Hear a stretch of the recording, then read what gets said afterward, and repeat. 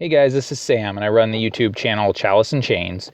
And I wanted to just do a quick video today on why I record all of my games that I play over Google Hangouts, and why I think you should too.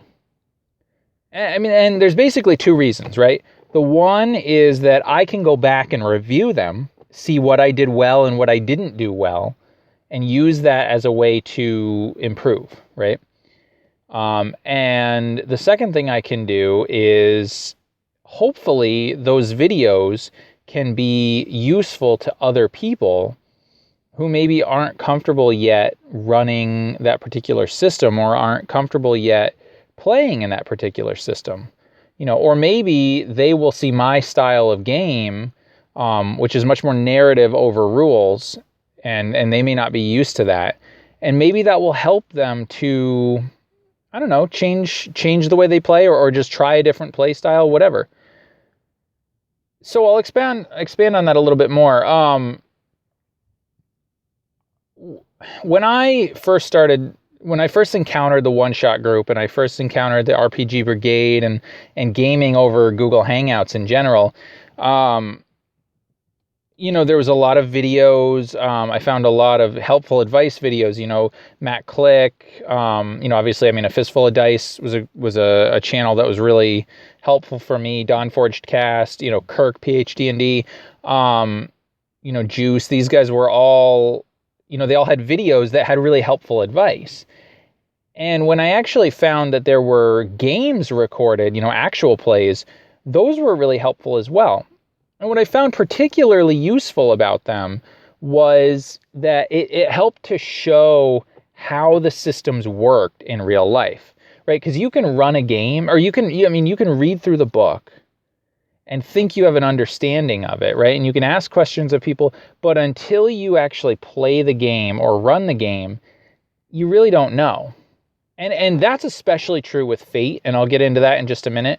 But I found that it was really helpful for me to be watching the actual plays. And I continue to believe that because right now I picked up Numenera and I picked up Edge of the Empire.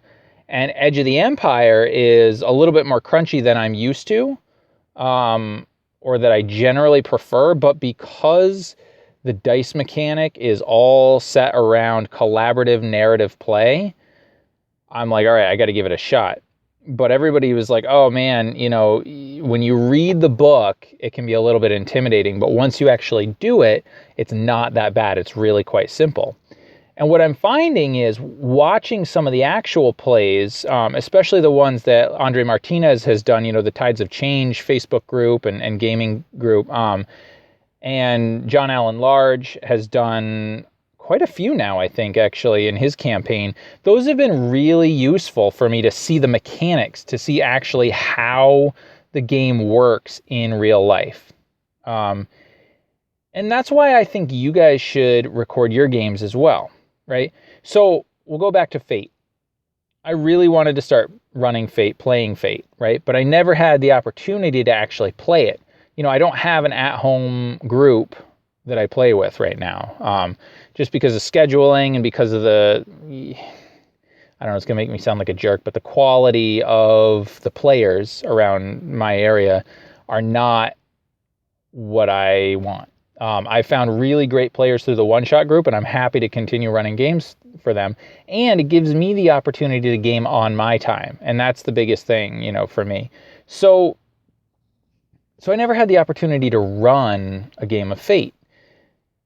Or play it, for that matter, because every time the Fate games were popping up, it wasn't working for my timing.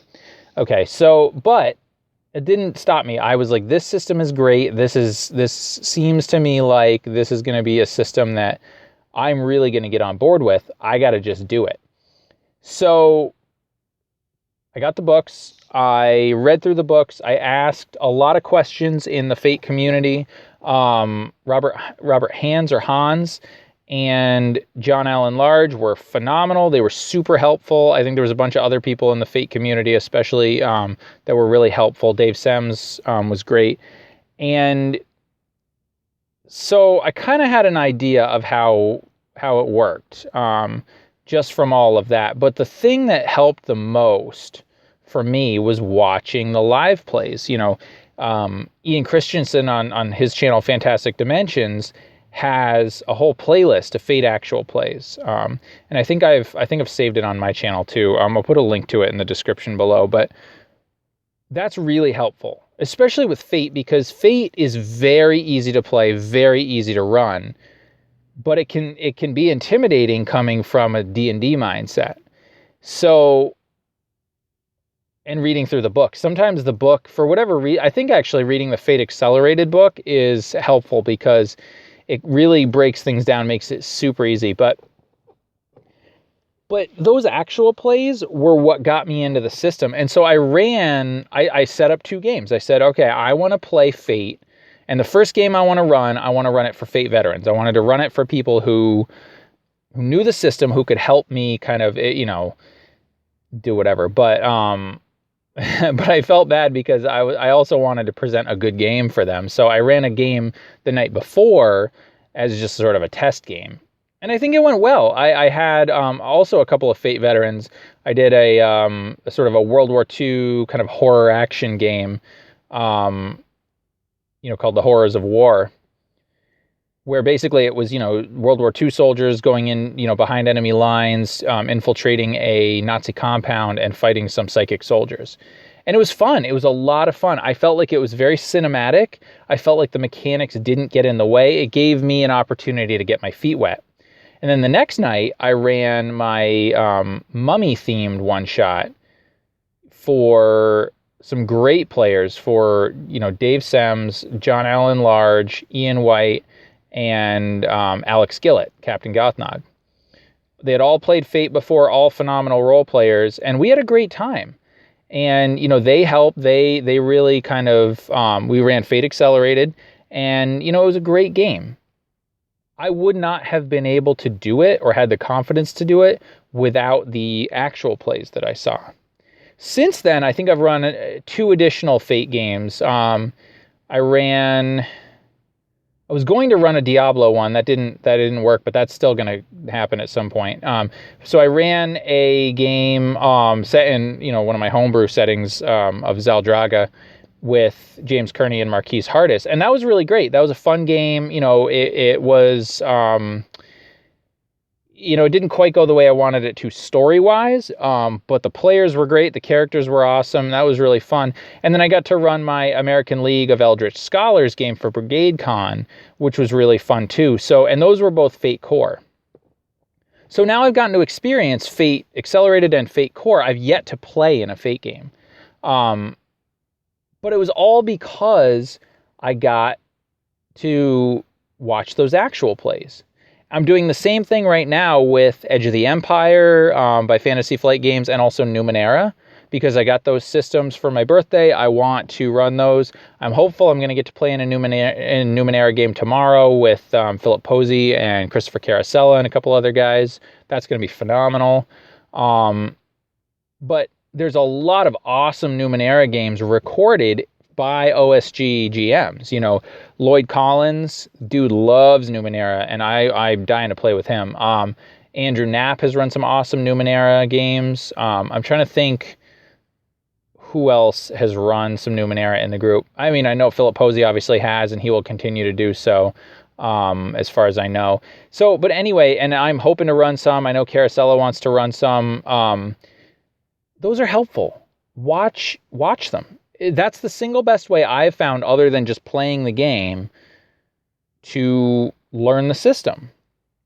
And especially some of the crazier systems, like, not crazy, I don't want to say that, but some of the crunchier systems, like Fantasy Flight Games, especially with their special dice, the book is intimidating. The actual plays, though, make it super easy. So that's been really helpful. So what I would say to anybody out there is, whatever your anxiety is about running games, or not running games, but recording games, I would recommend that even if it's just 1 or 2, try recording them. Try having, especially if you're running a game for new players, for example, right? One, because if there's ever a time where you're running a game where you're helping to explain mechanics, if you're helping to explain character creation, anything like that is going to be helpful for new players, right? Even if you don't feel like the cinematic quality is that great, even if you feel like, oh, maybe the story fell flat, one, that's a good thing for you, because then you can review your game and see what you did, and see if that, if you can improve. But two, it can also help other players and other GMs when it comes to knowing whether they want to play in a game or run a game in that system. Also, it can help increase your exposure in the one-shot group. That's going to be a different video. I'm not going to get into that right now, but consider that. So let me know what you guys think about that. If you think that makes sense, if you think that actual plays are a valuable use of time as a GM and also as a player, or if you don't particularly like actual plays, or for some reason you're like, no, I'm just not going to record a game, here's why. Let me know. I'd love to hear from you guys. Do the whole thing, like, subscribe, everything, leave some comments. I'll probably post this in the Facebook groups as well. So I look forward to hearing from you guys. Happy gaming.